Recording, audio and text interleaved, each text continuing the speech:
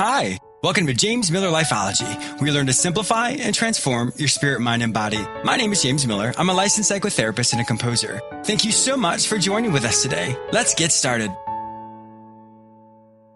I really wanted to take a quick second just to thank all of you who continually support and listen to James Miller Lifeology Radio. It has been such an exciting adventure for me. There are so many amazing things that are happening over here that I definitely want to share with you. So for the next few months, every person who signs up for my free newsletter will be entered into a drawing. In this monthly drawing, whomever wins will win a free 30-minute Skype call with me, James Miller. I will help you simplify and transform your spirit, mind, and body. So go to my website, jamesmillerlifeology.com, and sign up for my free newsletter there. Who knows, maybe you will be the lucky winner. So sign up today. I have a great show for you today. I'm going to encourage you to adapt and thrive in your world. I'll also be interviewing top luxury travel advisor and Twitter superstar Scott Eddy, who shares his story of how he personally adapted to major changes in his life and now lives a life he's always wanted to. I have some exciting news. For those of you who listen to me on the radio, did you know that I'm on the air 3 times a week? You may hear me on the same station on Tuesdays at 1:30 p.m., Fridays at 9:30 a.m., and Saturdays at 12:30 p.m. Or you can listen to me on all the major podcasting platforms anytime you want, or simply visit jamesmillerlifeology.com, sign up for my free newsletter, and have the episodes emailed directly to you once a week. There once were 2 leopards who would meet to chew over a couple of bones every Friday. They lived in a valley that had an abundance of gazelles, so they were well fed. "I think I'm going to learn how to catch warthogs," Larry the leopard said one day. "Why would you do that?" his friend Johnny said. "We have plenty of gazelles to eat, and we know how to catch them." "Yeah, I know, but I'm not satisfied with gazelles anymore like I used to be. I want something more." "Besides, you don't know what the future holds. Perhaps they'll run out one day," said Larry. "What a waste of time," said his friend Johnny. They went on their way and returned the following week. "Well, I've now studied how warthogs live, and I've caught my first one," said Larry. "Now I'm going to expand my talents and study monkeys." "What a waste of time," said Johnny. The following week, Larry announced that he had learned how to successfully hunt monkeys and was now going to study how to catch impala. "Seriously, Larry, what a waste of time." Months went by, and the gazelles moved on. "I'm hungry," said Johnny. "I'm not," responded Larry. "I wish that the gazelles didn't go away." "Don't you mean that you wish that you'd learn how to hunt other animals?" Johnny thought for a moment, then shook his head. "No, I wish that the gazelles had stayed around forever." Larry looked at his friend with a hint of sadness, not because Johnny was hungry, but because he didn't see there was so much more in life than the gazelles. Which one of these 2 leopards are you? Adapting and thriving. Many of us, growing up, didn't really know what we wanted to be or wanted to do when we grew up. And of course, once our desires and interests changed, we were able to figure it out. However, many times we have an idea of what we want our career to be, but we don't think it through as far as what's the next step in that career. Often we think, well, I want to own my own business, or I want to work for the biggest tech company in the world. Well, whatever those dreams may be, which are absolutely wonderful, but if you stop dreaming, then you're no longer going to grow and develop as a person. Just because you've come into what you feel is healthy and right for you doesn't mean that it's always going to be that way. Think about it as a baby. When you were a baby, you would drink your mother's milk, and then she switched the foods up, and you would progressively learn how to eat different types of foods. You didn't like it, but you had to do it in order to grow and develop. It's the same type of thing in life. We have to grow and develop as a person. Because as we know, the world is continually evolving and changing into something different than when we first decided we wanted to start our career.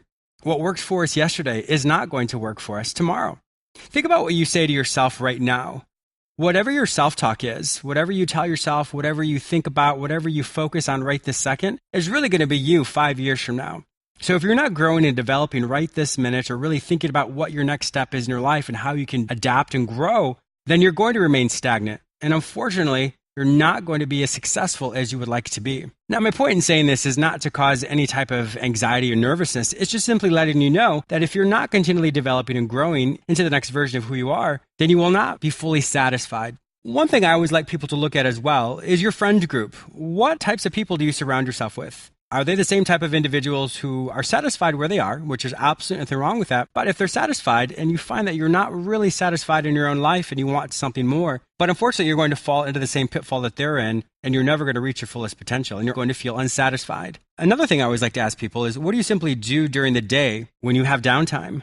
A quick little example of what I do is I always listen to podcasts. It's funny where I live. I know people always see me with headphones and I'm sure they're thinking, gosh, he must be pretty antisocial. But I'm always listening to some type of podcast, something that's going to inspire me, something that's going to teach me something. And that is what's really important for me. We have so much downtime and ways in which we can really utilize these opportunities to learn and grow and develop. On your way to work, when you're commuting, what are you listening to? What are you doing? That's a wonderful time to learn a new language, to listen to perhaps a podcast, maybe even this one, or to listen to different types of things that can help you grow and develop into the next version of who you are.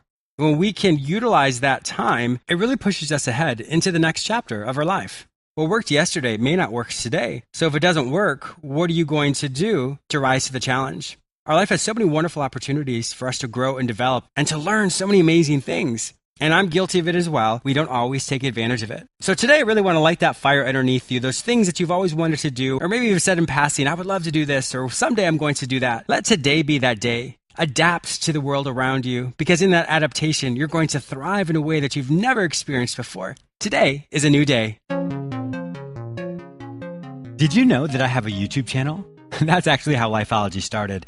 I have well over 150 episodes that I've created specifically for you.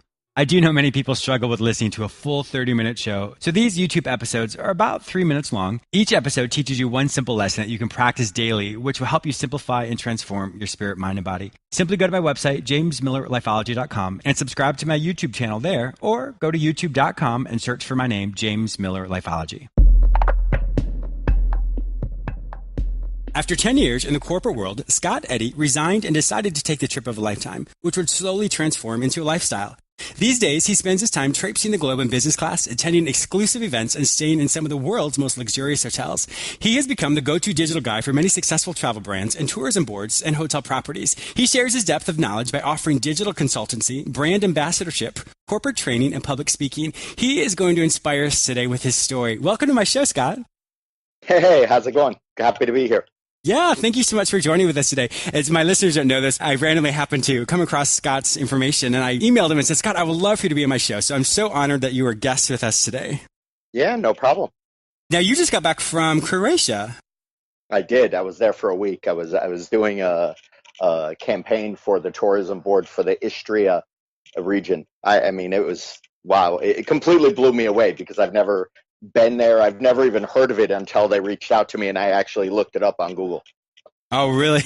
No, yeah. We're going to definitely hear about your backstory, but I wanted to ask you, when you wake up every morning, do you ever think, wow, I can't believe my life is the way it is? Every single day. I bet. And so let's definitely jump into the backstory because I'm excited to hear about all this as well and how this really came about.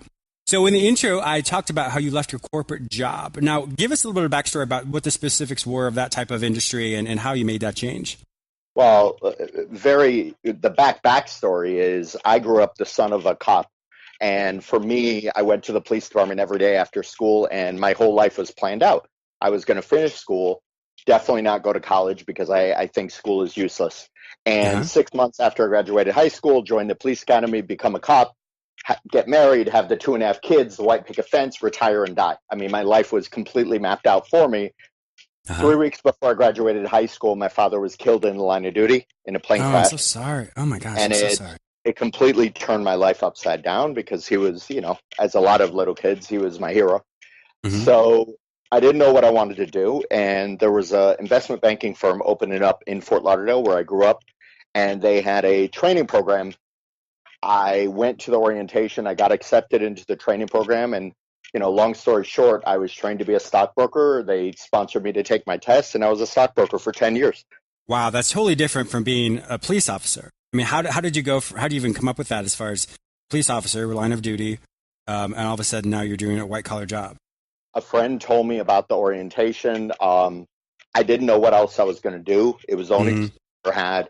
And truth be told, there's not a lot of difference. I mean, it's a hardcore sell. But if you look at the core psychology behind it, you're dealing with people all day long. And that's what my father's been training me to do when I was, growing up, is how to deal with people. For me, it's about the human connection. Yeah.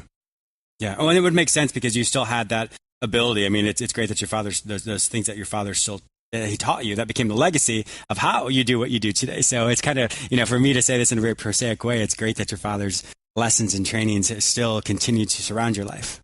Absolutely. And I keep it very close to my chest every single day. It's, I use things, a lot of people when they get older, they form their own habits. Hmm. Me, I keep remembering how I was brought up. I keep remembering the strict rules that I had as I was a kid, and I keep using that every day in travel, in tourism, in social media, and I apply those, and it works. Those, I mean, that old adage, if it don't broke, don't fix it. It still works. So why reinvent a wheel? Sure, exactly. Well, and that's one of the things I was reading about you online was, and it sounds like this is what your father really instilled in you as well, is every day you're constantly working, you're constantly doing something. You don't sit still. You're continually moving forward because I'm sure some people think, oh, he travels around and just gets to stay at all these great places, but you're really working. This is your job. This is your career. This is your life.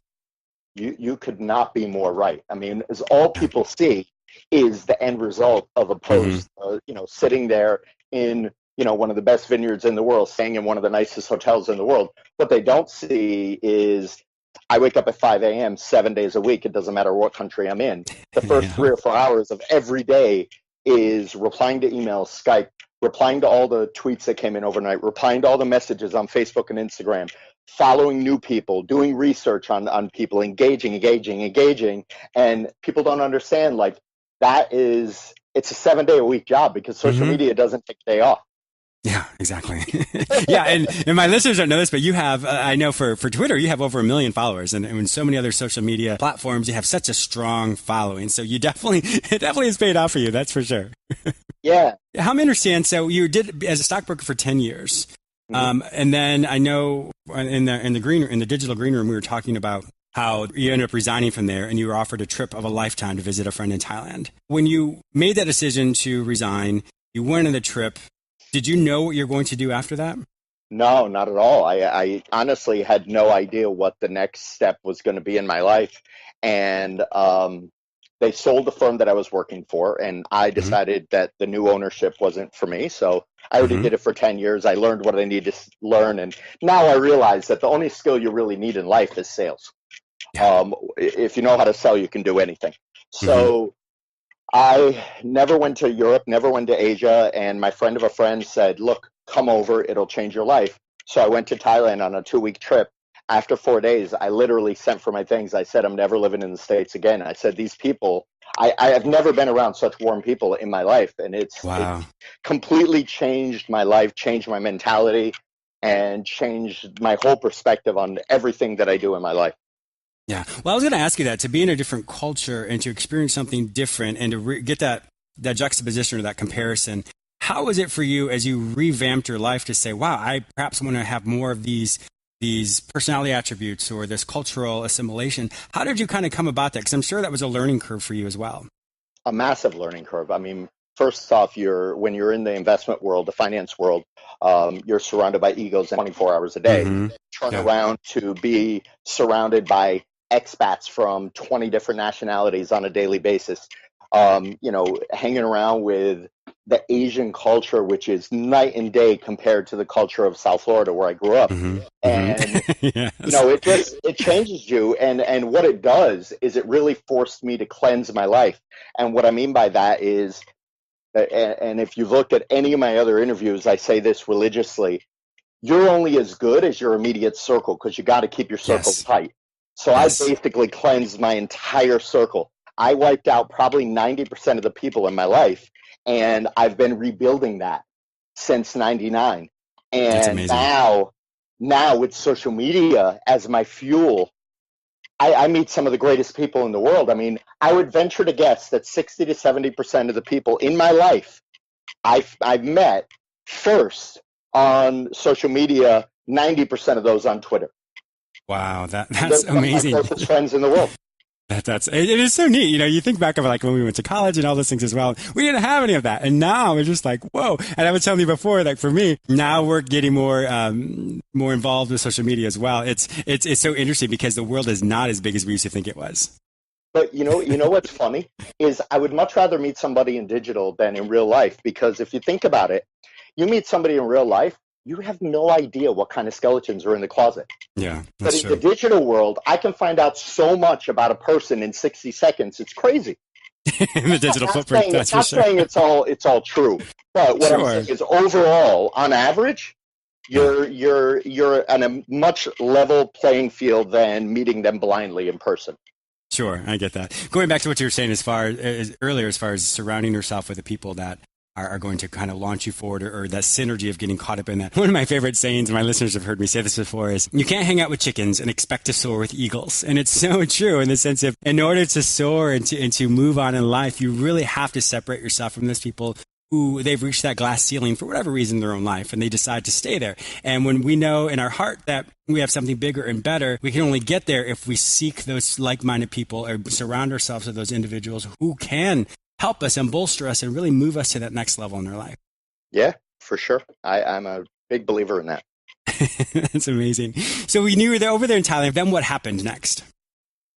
Social media came around a few years later, and I just really, a lot of my friends, because I was friends with a lot of expats there, and as you know, expats around the world, they really Mm-hmm. embrace Twitter to keep up with news, to keep up with sports, Yes. whatever it is.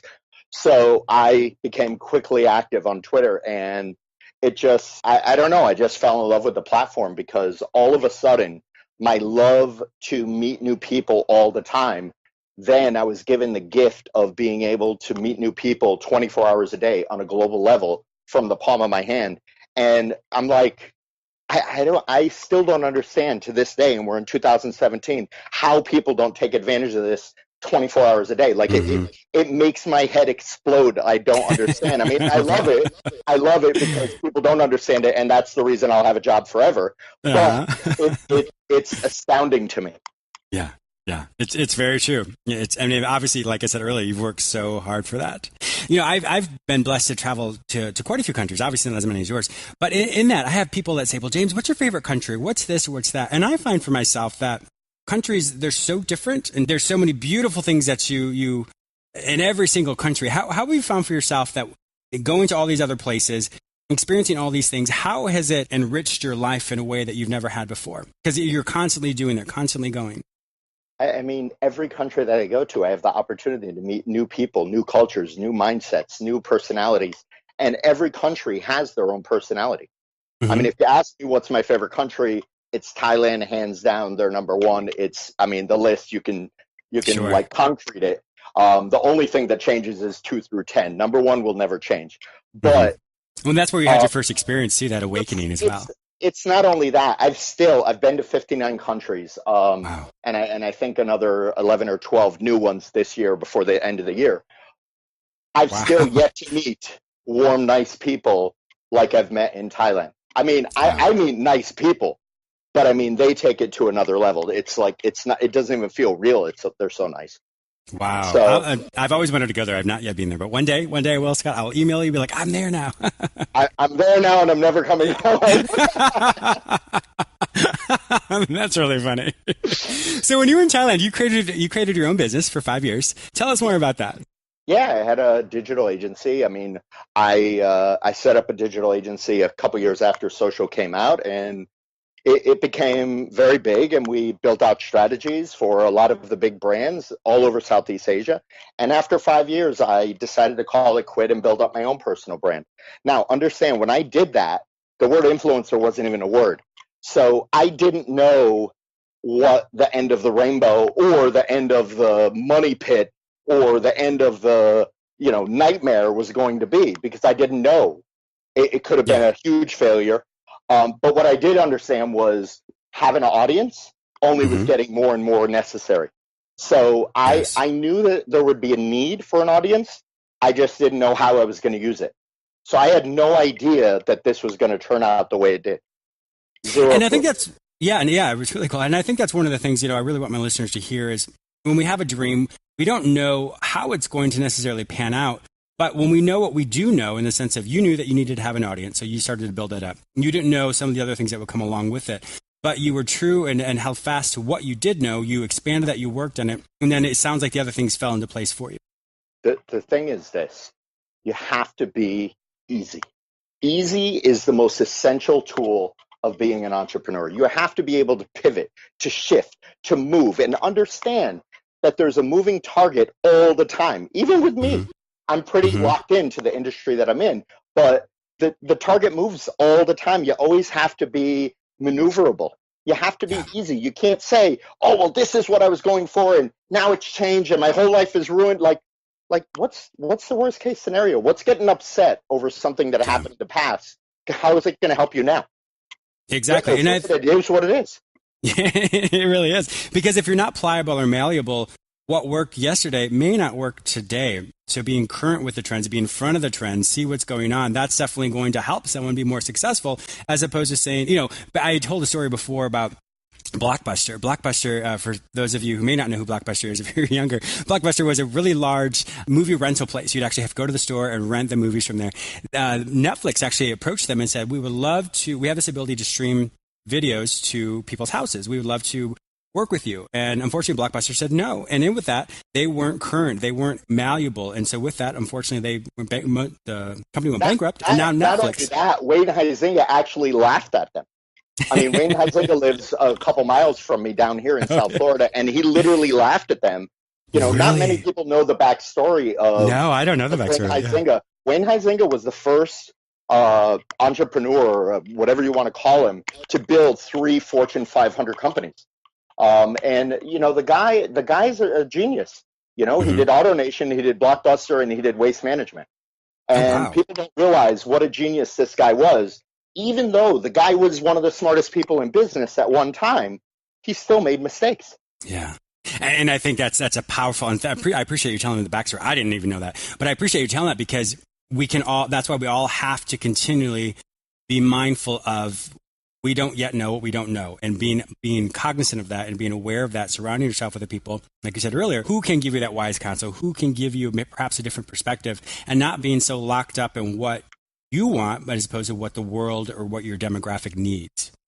Well, I'll tell you another thing. A lot of people in my position, they have a large audience in social. A lot of them only choose to talk with big accounts. I'm the complete opposite. Now, I talk with anybody, but my focus is very small accounts because they're more engaging. Mm-hmm. I would and they're much more impressionable on Twitter too, with 1,000 followers or even a couple hundred followers rather than somebody with 1 million. I don't need the ego. I don't need the 3 days to respond to a tweet or something like that. Let's just talk. Let's just have a conversation. and that's why I'm so honored that you wanted to be on my show today. It was great. Yeah. Well, I think also coming from the stock world, you said that before. You with all the egos there, and so you had all that. You realize that's not what you want in your life at all. Give us a day in the life of Scott Eddy. I'll give you 3 days ago when I'm in Croatia, up at 5, and go through emails for about an hour. And then I go for a long morning walk to get some sunrise photos, to fly my drone, to get some content. But while I'm going, I'm also replying to all the tweets overnight and just organizing stuff, because I get most of my jobs when I'm on other trips. So I constantly get emails from PR agencies and tourism boards and travel brands about doing different things. And I'm in a fortunate position where I get more incoming than I can fill up my schedule. So I can pick and choose a lot. And the thing is this, I set up my life so the more active I am on Twitter, the more business comes internally. So 100% of the time, they find me on Twitter and then they reach out to me. Wow. And that's wonderful that you've created such a platform for yourself that you're still visible and viable, but it's almost automatic in the sense of, or automated rather, where because you've worked so hard for it, now it works for you. And I think that's a wonderful thing. More processes we have in place to work for us instead of us working harder and not smarter. Well, you definitely were able to find more success that way. I got news for you. I could have very easily, when I started Twitter, I started in 2009, but I got very aggressive in 2010. But I could have very easily listened to everybody around me that was saying, oh, Twitter's a dying platform. They're going out of business. They're not going to, why are you concentrating on that? And I still hear the same thing today, even though I spent the last 7 years building up what I built. They still say the same thing. But to me, my mindset is this. If you look at the structure of, and again, I always go back to the business side. My brain is set up from the finance world, from that sales world. And Twitter's debt-free. They got about $3 billion in the bank. Don't worry about the stock price because I'm not an investor. And I mean, they could not make a penny for the next 12 or 13 years, and they're not going out of business. I mean, Wow. Worst case scenario, they stay where they are, and the media industry and the news industry, they so depending on it when things happen. It just, nothing's going to happen. Best case scenario is Google's going to buy them, which is what I think will happen. And, it is what it is. Take advantage of what you have. I love the fact when I meet people all the time, and you'll do this, take a survey of 100 people and say, are you on Twitter? Well, yeah, I have an account. I just don't tweet. I love when people say that. I love it because I have no competition. Greatest thing in the world. It's like when you hear your competitor say, I have a 5-day work week. That's great because on Saturday and Sunday, I'm going to blow you away. Exactly. It's great thing in the world. Exactly. You should get excited, not upset. I really like that reframe, Scott. That's great. So where are you going next? Give us let us live vicariously through you in the moment. As you said, you're going to 11 other countries this year? Yeah, I'm going to, on the 3rd, I'll be in New Zealand. I'll be speaking at a conference with Air New Zealand. I'll be there the 3rd through the 16th. And then I come back and shortly, I'm taking a short trip to Kentucky, but then I do a cruise with Viking the first 2 weeks of July. And I'm hitting all the Scandinavian countries, Norway, Finland, Sweden, Denmark, also Poland, Estonia, and Germany, and St. Petersburg. So that's 2 countries, and I've only been to Germany, so all those countries are new. So that's 7 new countries. Oh, that's amazing. And then later this year is Alaska and potentially Hawaii, and I mean, just all sorts of stuff. Wow. And I love that. I love the fact you said about Kentucky. I love that. You have all these old places or all these culture places, refined places that the world may say, even though Kentucky has its own history as well. But I love to hear that it's so practical as well as very esoteric or very you got cultural. It's great. It's great for content, and it's fabulous. I love it.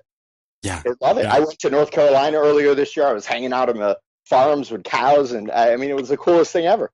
That's wonderful. You sound like you have an amazing life, and I'm so, so happy for you. And that's one thing I think many people don't realize is our life is as beautiful as you want it to be. Our life is successful as you want it to be. It just simply starts with the dream that's in our heart or even the thought that comes into mind, maybe perhaps even listening to this episode and thinking, I want to do something different. And so there's no reason why we can't. You simply surround yourself with those individuals who can encourage you, who can inspire you. And that's simply how it starts. It's how you wake up every morning. It doesn't happen when you walk in the office. It doesn't happen when you check your email. It doesn't happen after you have that first cup of coffee. Those are all excuses. Yeah. It happens how you set up your psychology, the way you think every day, how you wake up. That's it. I like that. That's great. Well, so Scott, if my listeners would like to find out more information about you and all the amazing things you do, and if they want to follow you on any of the social media platforms, where would they find your information online? It's MrScottEddy.com, Mr. Scott Eddy on all platforms. That's EDDY. Wonderful. Well, Scott, thank you once again for being a guest on my show. I know we've truly been inspired by you, and I can't wait to get some feedback from my listeners today. All right, James. Thank you. I also want to thank you, my listener, for joining with me today. Please subscribe to this radio show through whichever portal you joined with me. Also, please go to my website where you may sign up for my newsletter, enroll in the Lifeology Academy, watch my YouTube episodes, and read all the articles I've written just for you. If you'd like to become a guest or advertise on my show, simply visit jamesmillerlifeology.com. You may also follow me on all social media platforms under the name James Miller Lifeology, except for Twitter, which is James M. Lifeology. Have a fantastic day, and I look forward to speaking with you very soon.